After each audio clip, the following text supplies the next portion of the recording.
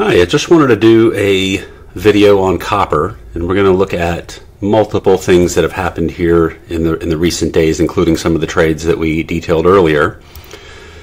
One thing of note, I've got my P1s up, and I guess we had a P1 against this level, which I don't know who would have had the patience to sit through and hold. But another thing to note here is we've just had a very long hoagie.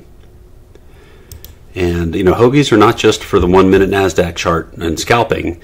Along, any time frame, it basically just shows a whole lot of digestion of the one bar where no real new information is coming out until we actually break the boundary of that hoagie.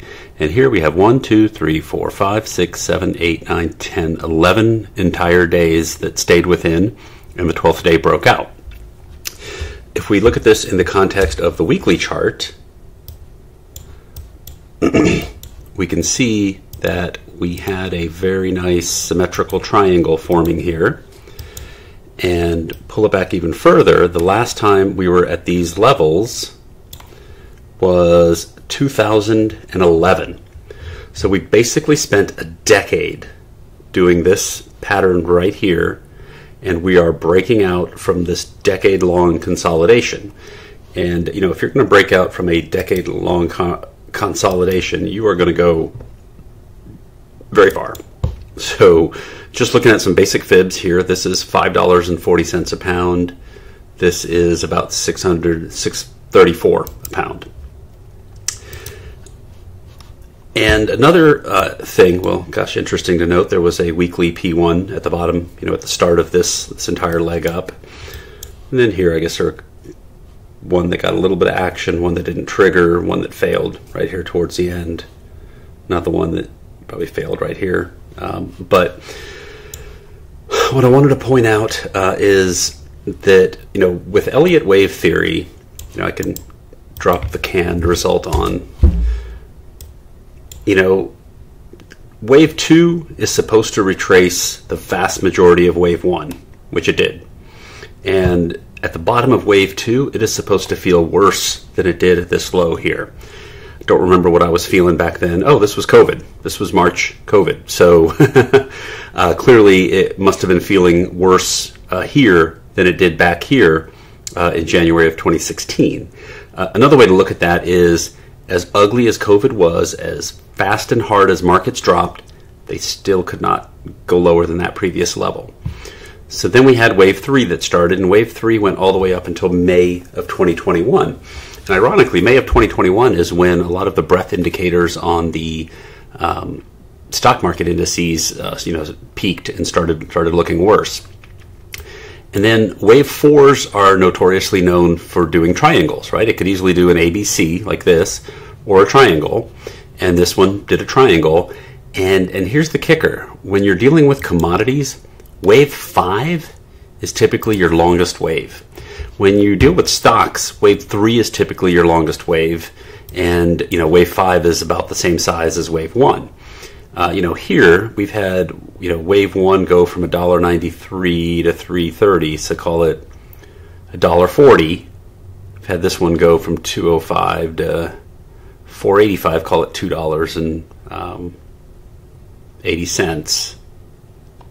Let's see, 205 to 485. 490, so call it $2.85. This one here is probably going to be bigger than this wave here. So if we added $2.85 to this, we're getting close to 680. And I know our fibs showed us a level as high as 640. But on a day when you're going to go hit that level, there's nothing to stop it from just going an extra, couple dimes. But so anyway, this is the weekly context. We saw the daily hoagie. Then I wanted to revisit the trade that we took earlier when we broke above that previous day's high, and that was around. This is the video labeled Copper 6X trade. And we did it on the day that we broke. Let me take some of these lines off.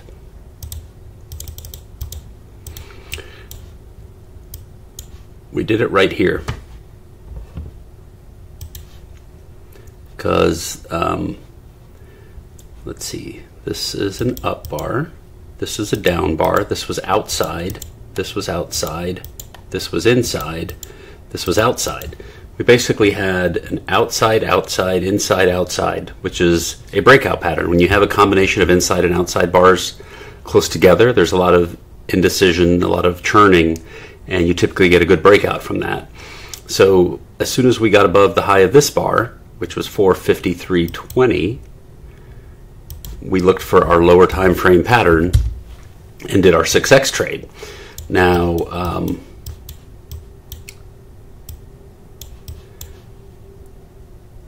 okay, that was actually the high. This is where we broke above it.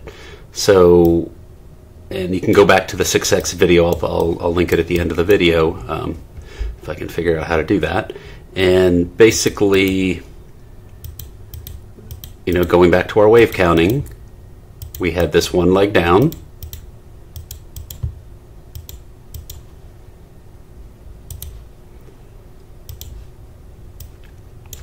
and then we had this leg up, and then this is an inside bar, so it continues to have the leg up, and then this is our leg down, and this was our risk bar. And if you remember from that prior video, subsequent to the risk bar, we also got a P1 setup, which is this little blue arrow.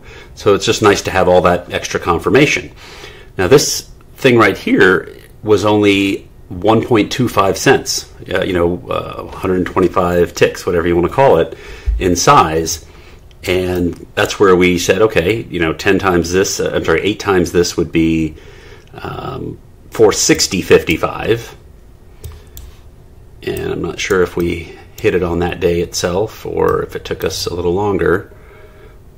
Probably took us a little longer because that wasn't it right there. There we go. It would have happened on this day here. So on the 2nd at 3 a.m.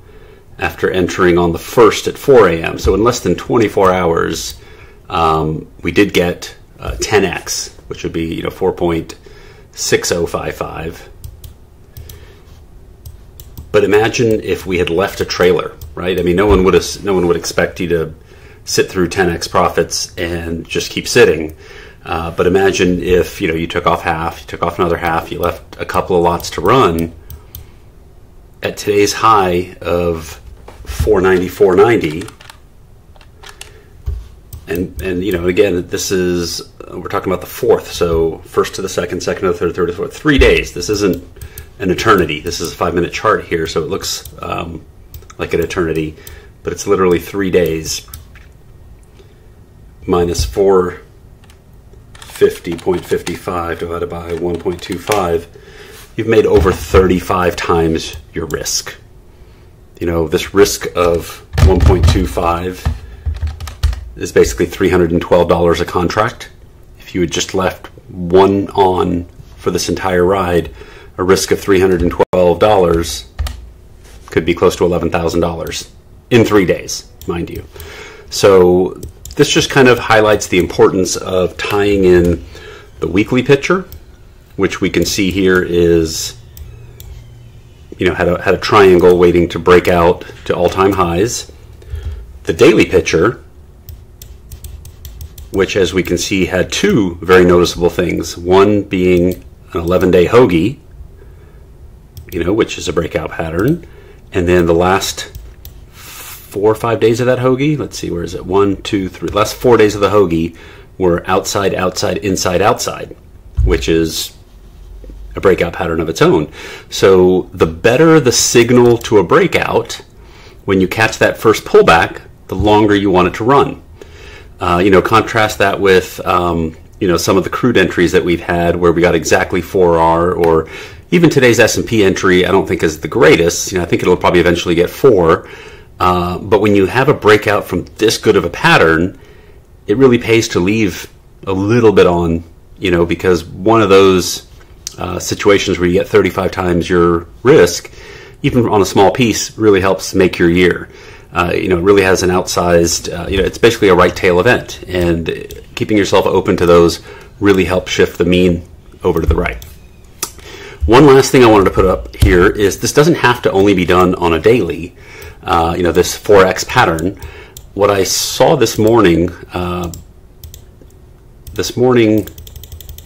of the first things I noticed on copper on this 240-minute chart, which is basically a 4-hour chart, is after a decent trend up, basically this is up, I guess this is down, but we had a few bars up here.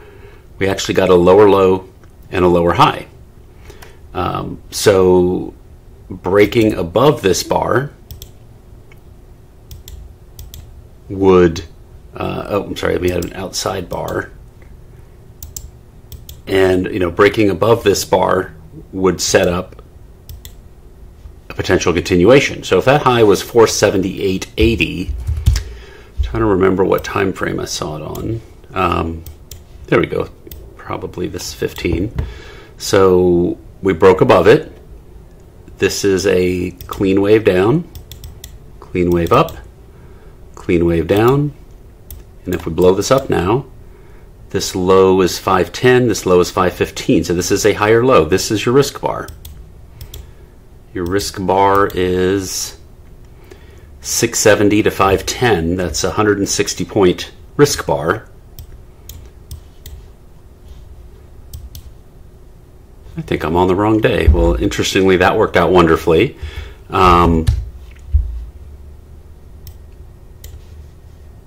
But I was actually looking at this bar this morning. Yeah, this is the 4th, 1 a.m. to 5 a.m.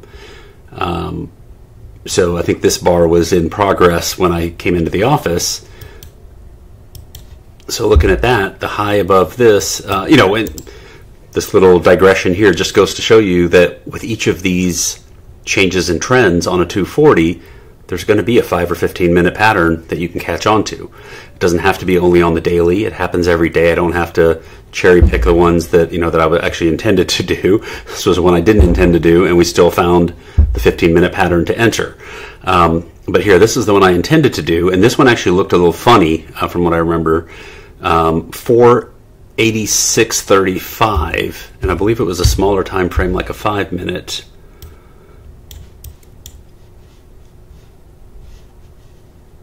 $86.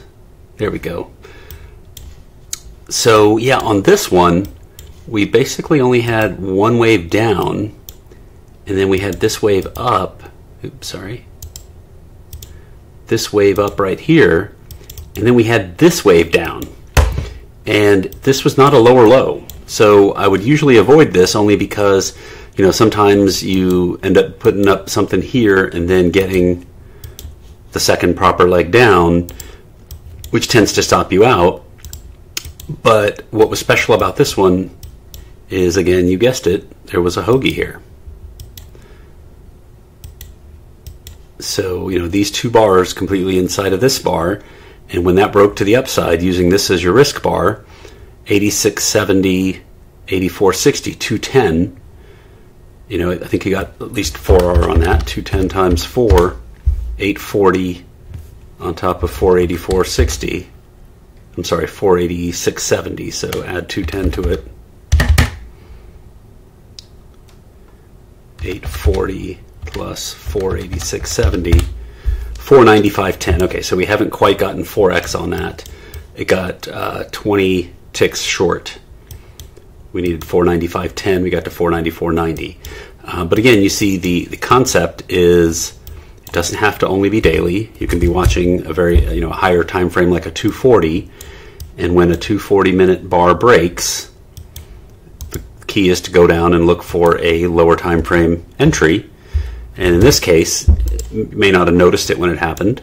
I noticed it after it broke out, and I didn't want to chase it. But we had a hoagie here. We had our A, B, C, and then we had a hoagie in the C. This was non-standard because this C was not lower than the A, but it served as a decent pattern for entry. So anyway, that is an exhaustive review of copper. And in the big picture, we are going much higher. Short term, it's kind of hard to buy after 1, 2, 3, 4, huge up days like that. Would make a lot of sense for it to pull back and retest this previous all-time high at 475, 474. I'm sorry, I guess this is the previous level there, 484. So anywhere in here is fair game for it to pull back before it resumes.